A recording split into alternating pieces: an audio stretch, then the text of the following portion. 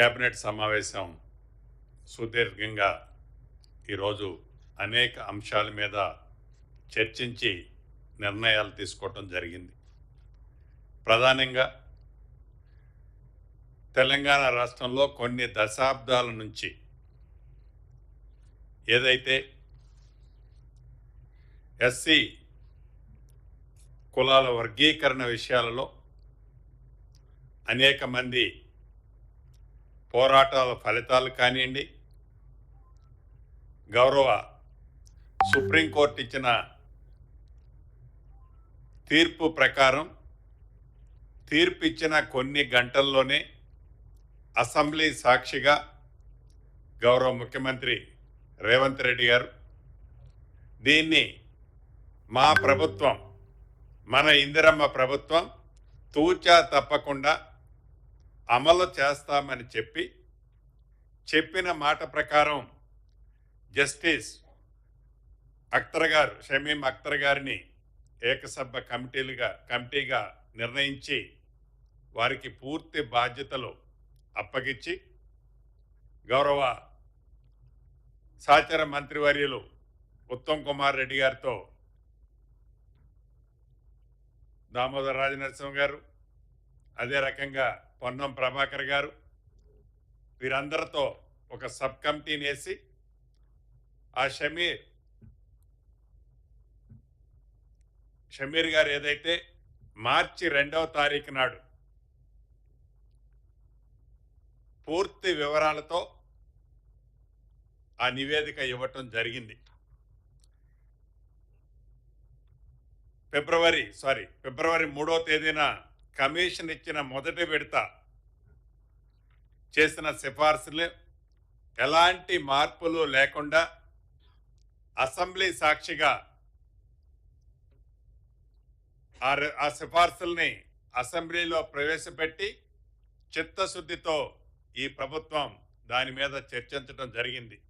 తదుపరి వివిధ వర్గాల నుంచి సుమారు 71 విజ్ఞప్తులు రెండో విడత మరొక్కసారి పునఃపరిశీలన చేయాలి అని సూచనలు రావటం జరిగింది వివిధ వర్గాల నుంచి. ఆ వివిధ వర్గాల నుంచి వచ్చిన సూచనలన్నిటినీ కమిషన్కి ఇచ్చి మళ్ళీ కమిషను వాటి మీద రిపోర్ట్ ఇవ్వమని ప్రభుత్వం కమిషన్ అడగటం జరిగింది. ప్రధానంగా ఏ రకమైన న్యాయపరమైన చిక్కులు ఏవి రాకుండా ఉండే విధంగా భవిష్యత్తులో ఏదో మొక్కుబడిగా ఏదైతే ఈరోజు చట్టం చేయాలి అని నిర్ణయం తీసుకుంటున్నామో ఆ చట్టం ఏ రకమైన ఇబ్బంది భవిష్యత్తులో రావద్దు అనే విధంగా ఆ విధంగా తయారు చేయాలని సూచించటం, దాని ప్రకారం దానిని తిరిగి సబ్మిట్ చేయటం కూడా జరిగింది. ఈ రాబోయే అసెంబ్లీలో చట్టం రూపంలో దీన్ని అసెంబ్లీలో ప్రభుత్వం తీసుకురావాలని ఈరోజు కేబినెట్లో నిర్ణయం తీసుకోవటం జరిగింది.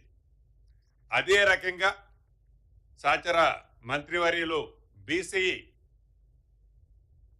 కులగణనకు సంబంధించిన అంశాన్ని, రిజర్వేషన్కి సంబంధించిన అంశాన్ని నేను మాట్లాడిన తర్వాత సహచర మంత్రివర్యులు బీసీ కులగణనకు సంబంధించిన అంశాన్ని గురించి పూర్తిగా మీతో వివరించడం జరుగుద్ది.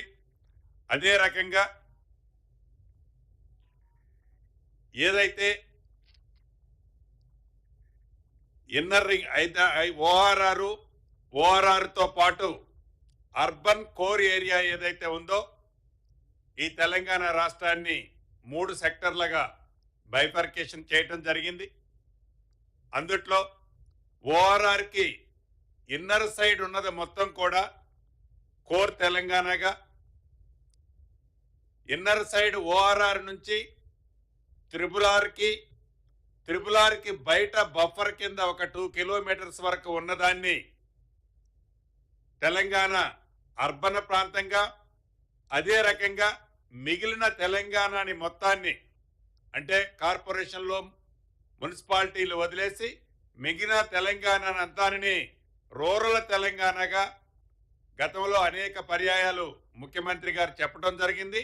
అదే పద్ధతిలో ఓఆర్ఆర్ బయట నుంచి త్రిపుల్ ఆర్కి బఫర్గా బయట 2 కిలోమీటర్స్ వరకు దీన్ని ఫ్యూచర్ సిటీగా ఈరోజు క్యాబినెట్లో పూర్తిగా చర్చించి ఈ ఫ్యూచర్ సిటీ ఏదైతే ఉందో దీంట్లో 7 మండలాలు 7 మండలాల్లోని 56 గ్రామాలతో ఎఫ్సిడిఏగా ఈ ప్రాంతాన్ని ఈరోజు క్యాబినెట్లో నిర్ణయించడం జరిగింది. దీనివల్ల నాగార్జున సాగర్ హైవే నుంచి శ్రీశైలం హైవే మధ్యలో ఉన్న దాదాపు సుమారు 30,000 ఎకరాల విస్తీర్ణంలో ఈ ఫ్యూచర్ సిటీని డెవలప్ చేయాలన్నది ప్రధానంగా ఈరోజు ఈ క్యాబినెట్లో నిర్ణయం తీసుకోవడం జరిగింది. ఇందాక ఏవైతే గ్రామాలు చెప్పానో ఈ 56 గ్రామాలతో పాటు 36 గ్రామాలు హెచ్ఎండిఏ పరిధిలో ఉన్న వాటిని 36 గ్రామాలు గతంలో హెచ్ఎండిఏలో పరిధిలో ఉన్న వాటిని తొలగించి ఇందాక చెప్పిన విధంగా ఎఫ్సిడిఏకు ట్రాన్స్ఫర్ చేయటం జరిగింది ఈనాడు ఈ క్యాబినెట్లో. ఈ ఫ్యూచర్ సిటీ కోసం సుమారు 90 పోస్టులని ఈరోజు క్యాబినెట్లో ఆమోదించడం జరిగింది. అదే రకంగా ఈ హెచ్ఎండిఏ పరిధిని రీజనల్ రింగ్ రోడ్డుకి దాటి ఇందాక చెప్పినట్లు బఫర్ జోన్గా 2 కిలోమీటర్స్ వరకు దాన్ని కూడా దీంట్లో యాడ్ చేయడం జరిగింది. ఈ మొత్తం ఈ 2 కిలోమీటర్స్ బఫర్ జోన్ కూడా కలుపుకుంటే 11 జిల్లాలలో 104 మండలాలలో సుమారు 1355 గ్రామాలతో ఇప్పుడు హెచ్ఎండిఏ పరిధి ఇంక్రీజ్ కాబడింది. 11 జిల్లాల్లో 104 మండలాల్లో 1355 గ్రామాలు ఇప్పుడు మనం అనుకునే హెచ్ఎండిఏ పరిధిలోకి రాబోతుంది. ఈ విస్తీర్ణంలో కొత్తగా 332 రెవెన్యూ గ్రామాలు, ఇందాక ఈ గ్రామ పంచాయతీలు, ఇవి 332 రెవెన్యూ గ్రామాలు ఈ కొత్త హెచ్ఎండిలో పరిధిలోకి రాబోతున్నాయి. అదే రకంగా ప్రధానమైనది ఈ ఇందిరమ్మ ప్రభుత్వంలో 1 కోటి మహిళల్ని కోటీశ్వరులను చేయాలి అనే చిత్తశుద్ధితో ఇందిరా మహిళా శక్తి మిషన్ కింద 2025 పాలసీని మహిళల కోసం క్యాబినెట్లో ఆమోదించడం జరిగింది.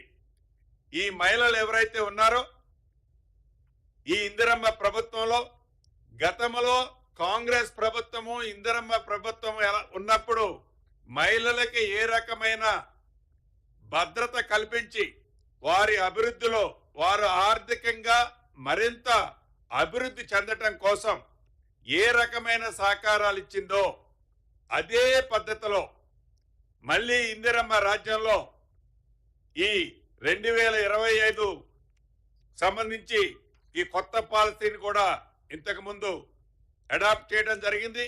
గతంలో గ్రామీణ ప్రాంతంలో ఉండే వాటిని